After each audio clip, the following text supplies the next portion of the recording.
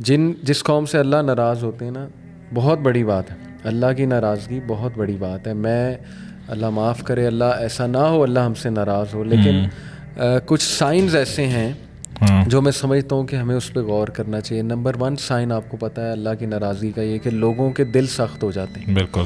جیسے اللہ نے بنی اسرائیل کے بارے میں کہا نا، ثم قست قلوبہم، کہ ان کے دل پھر سخت ہو گئے.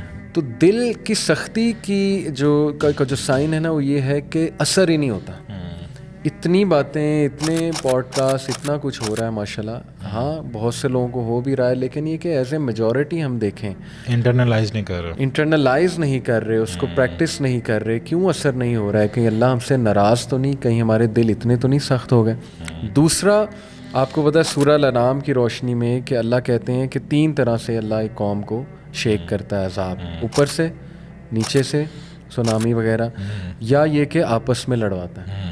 تو آج آپ دیکھو کہ پولیٹیکلی ہم لوگ یار، مطلب اگر کوئی بندہ پی ٹی آئی کی فیور میں لگا دے پوسٹ، تو پھر نیچے کومنٹس دیکھنے والے ہوتے ہیں، اور اگر کوئی دوسری پارٹی کے بارے میں لگا دے پھر یعنی جس لیول کی بدتمیزیاں، جس لیول کی لڑائیاں، یعنی اتنا ڈیوائڈ اور اتنا سکزم، سیکٹیرینزم.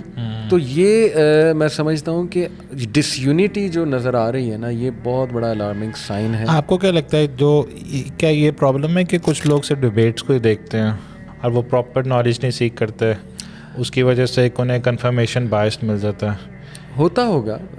میں بھی جب ڈبیٹس بہت زیادہ سنتا تھا، ایک خاص مزاج بن جاتا ہے بندے کا، ریفیوٹیشن والا مزاج بن جاتا ہے. میں نے بھی ڈبیٹ سے ہی بات شروع کی تھی، مجھے یاد آ رہا ہے. تو ڈیفینیٹلی مزاج آپ کا ویسا بن جاتا ہے جو چیز آپ فالو کر رہے ہوتے ہو. پھر یہ ٹی وی پہ اینکرز آپس میں لڑوا رہے ہوتے ہیں لوگوں کو، وہ بھی مزاج قوم میں آ رہا ہے. تو آئی تھنک کہ یہ 2 چیزیں بہت الارمنگ ہیں کہ نمبر 1 دل کا سخت ہو جانا، کوئی چیز اثر ہی نہ کرنا. اور پتہ نہیں، اب ہم شاید اس بات کا انتظار کر رہے ہیں کہ کوئی بہت بڑا حادثہ ہوگا تو ہم نے ٹھیک ہونا ہے. اللہ معاف کرے.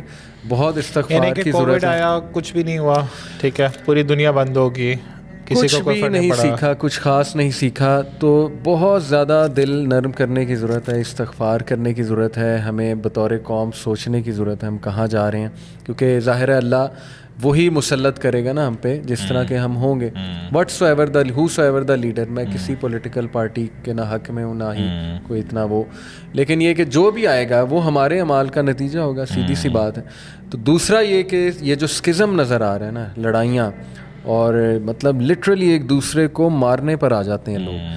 اتنی ایکسٹریمزم، اتنی انٹالرنس یہ بڑھتی جا رہی ہے ہماری سوسائٹی میں. غصہ، ٹھیک ہے نا، ریفیوٹیشن کرنا، اگلے کو ڈسٹروائے کرنا، یہ مزاج آپ کو پاکستانی قوم میں شاید زیادہ نظر آئے گا. میں نے کافی لوگ سے ہم ڈیل کرتے رہتے ہیں قوموں سے، لیکن یہاں پہ کچھ زیادہ ہے.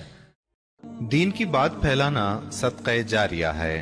ثواب کی نیت سے ویڈیو کو شیئر ضرور کیجیے. جزاک اللہ.